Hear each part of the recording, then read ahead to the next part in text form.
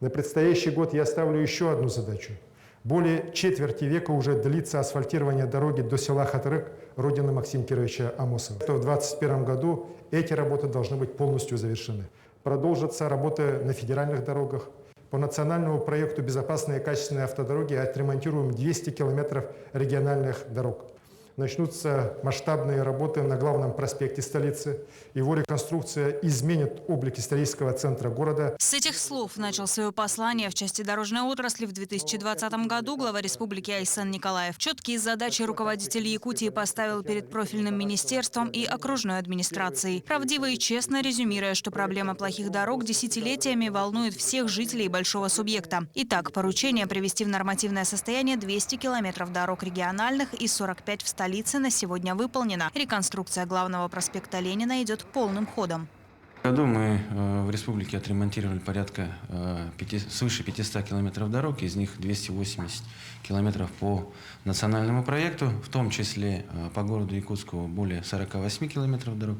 В следующем году планируем свыше 500 километров, также порядка 530 километров дорог в целом отремонтировать по республике. Из них 250 это федеральные, 200 и 250 в рамках национального проекта, в том числе по городу Якутску это будет 34 километра.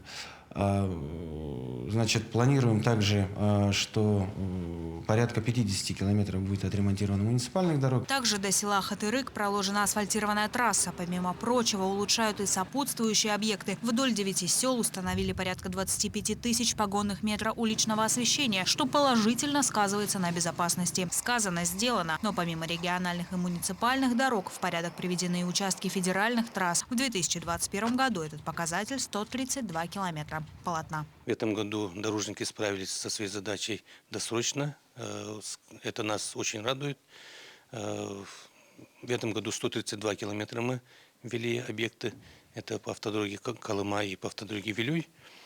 Также ремонт искусственных сооружений тоже ввели досрочно. Мы продолжаем участки реконструкции. До сих пор наши подрядные организации находятся на объектах и работают по 20 декабря. Большое внимание уделили строительству мостов в Якутии. За 2021 построено 10 сооружений в Амгинском, Кобяйском, Чурапчинском и Устьянском районах. Кроме того, положительное заключение получил проект мостового перехода через реку Вилюй в районе села Верхневилюйск. Это первый из 4 запланированных сооружений. Возведение намечено с 2022 по 2026 год. Важным объектом станет и долгожданный Ленский мост, транспортная связующая Востока. Работы по нему идут в соответствии с графиком. Так, до 2030-го в республике все направления по федеральным трассам Вилюй, Колыма и Лена должны стать круглогодичными. Таково поручение президента. Решение Президиума Госсовета Российской Федерации, которым Владимир Владимирович Путин, президент страны, обозначил стратегические вопросы развития транспортного комплекса до 2030 года, и в котором 6-м пунктом отражен наши 3 федеральные автомобильные дороги, проходящие по территории Республики Саха-Якутия.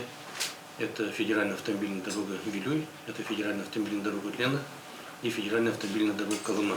Все эти показатели – результат совместной кропотливой работы лично главы республики с федеральным центром, а также благодаря четким поручениям и контролям как власти, так и общественности за ходом реализации проектов. Мадина Халикова, Григорий Охлопков, Джулустан Иннокентьев, Якутск.